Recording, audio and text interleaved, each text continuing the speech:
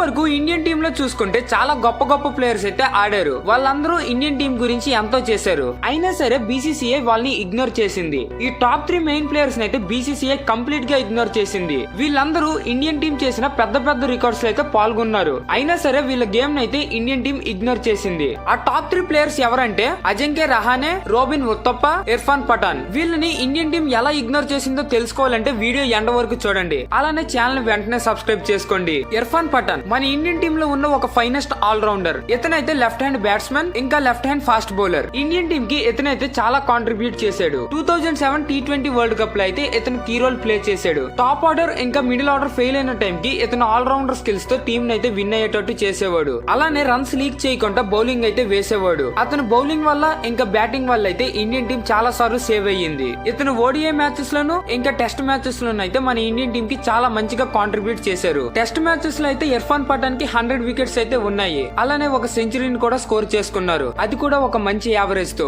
ODI matches లో అయితే 173 international wickets అయితే ఉన్నాయి. అలానే 4 హాఫ్ సెంచరీస్ ఇంకా ఒక క్రూషియల్ సెంచరీ అయితే అతను స్కోర్ చేసుకున్నారు. అతను టెస్ట్ మ్యాచెస్ లోను ఇంకా ఓడిఐ మ్యాచెస్ లో అయితే చాలా మంచిగా పర్ఫార్మెన్స్ ఇచ్చారు. అయినా సరే ఇండియన్ టీం ఇతన్ని కంప్లీట్ గా ఇగ్నోర్ చేసింది. అతనికైతే ఇంటర్నేషనల్ మ్యాచెస్ లో సెలెక్ట్ చేయలేదు. రోబిన్ ఉత్తప్ప ఇతనైతే ఇండియన్ టీమ్ లో ఉన్న ది బెస్ట్ అగ్రెసివ్ బ్యాటర్ అని అయితే అనుకోవచ్చు. ఓడిఐ మ్యాచెస్ లోను ఇంకా T20 మ్యాచెస్ లో అయితే చాలా మంచిగా పర్ఫార్మెన్స్ ఇచ్చేవాడు. ఇతనికి ఉన్న ది బెస్ట్ ప్లస్ పాయింట్ ఏంటంటే ఇతను ఓపెనర్ గా ఆడగలడు. అలానే మిడిల్ ఆర్డర్ బ్యాట్స్మెన్ గా కూడా ఆడగలడు. 2007 T20 వరల్డ్ కప్ లో ఇతను కూడా ఒక మంచి కీ రోల్ అయితే ప్లే చేశాడు. ఇతను వల్ల ఇండియన్ టీం అయితే ఫైనల్స్ వరకు క్వాలిఫై అయ్యింది. ఇంటర్నేషనల్ మ్యాచెస్ లోనే ఇతను కీ రోల్ ప్లే చేయడం కాక ఐపీఎల్ లో కూడా చాలా మంచిగా ఆడేవాడు. 2012 ఇంకా 2014 లో అయితే కేకేఆర్ అయితే ఐపీఎల్ విన్ అయ్యింది. ఆ టైంలో అయితే ఇతను కేకేఆర్ టీమ్ లో ఓపెనర్ గా ఇంకా మిడిల్ ఆర్డర్ బ్యాట్స్మెన్ గా అయితే పర్ఫార్మెన్స్ ఇచ్చేవాడు. ఇతను ఇచ్చిన ది బెస్ట్ ఎఫర్ట్స్ వల్ల టీం అయితే ఐపీఎల్ విన్ అయ్యింది.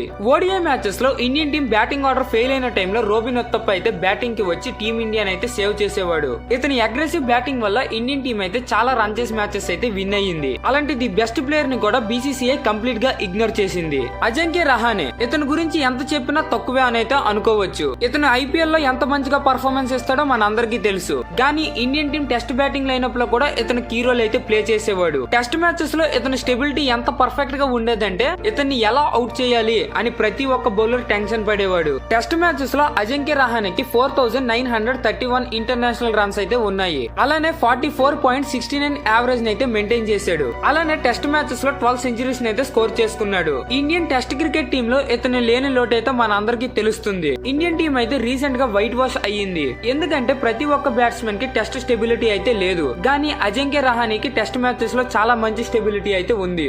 ఓవర్సీస్ టెస్ట్ మ్యాచెస్ లో అయితే అజింక్య రహానే చాలా మంచిగా పర్ఫార్మెన్స్ ఇచ్చేవాడు. కొంతమంది అయితే ఇప్పటికే అంటూ ఉంటారు Ajinkya Rahane captaincy test matches లో చాలా పర్ఫెక్ట్ గా ఉంటదని, as compare to Rohit Sharma captaincy అంట. 2021 లో జరిగిన బార్డర్ గవాస్కర్ ట్రోఫీలో అయితే విరాట్ కోహ్లీ ఇండియన్ టీం కి కెప్టెన్సీ అయితే చెయ్యలేదు. కొన్ని పర్సనల్ రీజన్స్ వల్ల ఇండియన్ టీమ్ లో అయితే విరాట్ కోహ్లీ లేడు. ఆ టైంలో అజింక్య రహానే అయితే కెప్టెన్సీ చేశాడు. గాబాలో ఆస్ట్రేలియన్ టీం కి ఇప్పుడు వరకు ఎవరు కెప్టెన్సీ చేసి విన్ అయ్యేటట్టు చెయ్యలేదు. కానీ అజింక్య రహానే కెప్టెన్సీలో మన ఇండియన్ టీం అయితే సక్సెస్ఫుల్ గా ఆస్ట్రేలియన్ టీం ని ఓడించింది. ఇలాంటి ది బెస్ట్ టాలెంటెడ్ ప్లేయర్ అయితే బీసీసీఐ కంప్లీట్ గా ఇగ్నోర్ చేసింది. మరి ఈ టాప్ 3 అండర్ రేటెడ్ ప్లేయర్స్ లో మీకు నచ్చిన the best under rated player ఎవరో కింద కామెంట్ చేసి చెప్పండి. మరికొన్ని అప్డేట్స్ కోసం వెంటనే ఛానల్ ని ఫాలో చేయండి.